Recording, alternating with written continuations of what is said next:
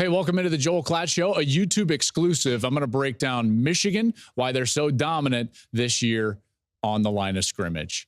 Let's start by just saying that every single set of downs is basically your team trying to set the odds in your favor in order to get off the field on third down. So every single set of downs, that's what you're trying to do. As a defensive coordinator, as an offensive coordinator, is you're turning the dial. You're trying to get into a longer yardage situation if you're a defensive coach. You're trying to get into a short yardage situation if you're an offensive coach for when it comes to the critical down of third down. So how's Michigan doing on first? Well, they're quite dominant. Let's take a look at the Nebraska game last week, and I'll show you exactly what I'm talking about. This is 1st and 10 for the offense. And what you're going to see is a couple of things. The first thing is displacement from the offensive line. They are moving the defensive line off the ball. And the other part is they're sustaining blocks and covering up color. Here, the tight end is able to get up the field and try to get a block on the third level player, which is the safety. Tight run, physical finish, 1st and 10 turns into 2nd and 1. Your odds are increasing. Let's take a look at the next play for Michigan here, because you've got 3 plays, 1st down against Nebraska, and they're all basically the same thing, which is displacement, sustained blocks, physical finish.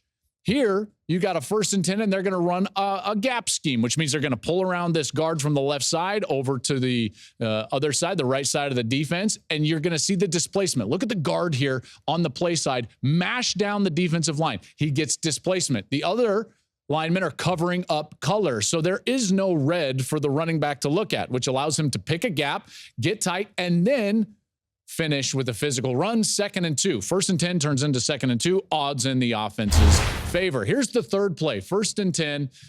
It's the same play to the other side, a little gap scheme where you're going to block down from the right side, pull around the guard from the left side, and what do you get? Displacement. Great displacement, movement from that front side, and then the ability to cover up color and sustain blocks on that front side. Here you got the tight end up, the pulling guard. That's a great block, the fullback, and now Donovan Edwards, all he sees is the back of his own players. He finishes physically, and it's 2nd and 4. Odds in Michigan's favor.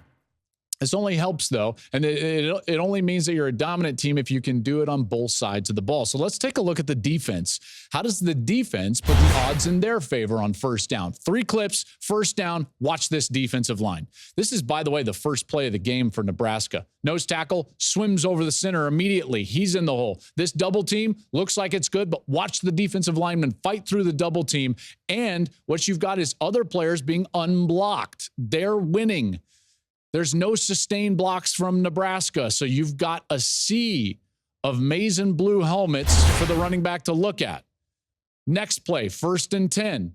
Same thing. Watch these 3 defensive linemen.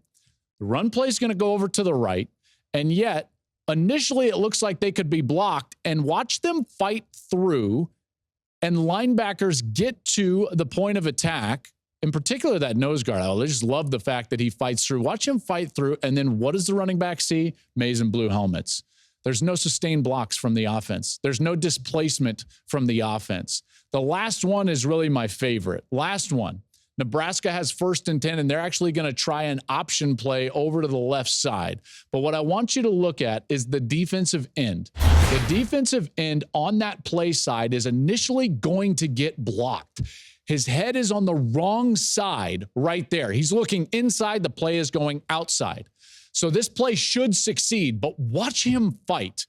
Because right now, the outside player, he's on an island. He's got to defend too. But there's the fight. The head comes to the outside. He fights through the block. There's no sustained block. There's no displacement. And Michigan wins at the point of attack because they understand that technique and effort can win in the run game. And all the while, what are they doing?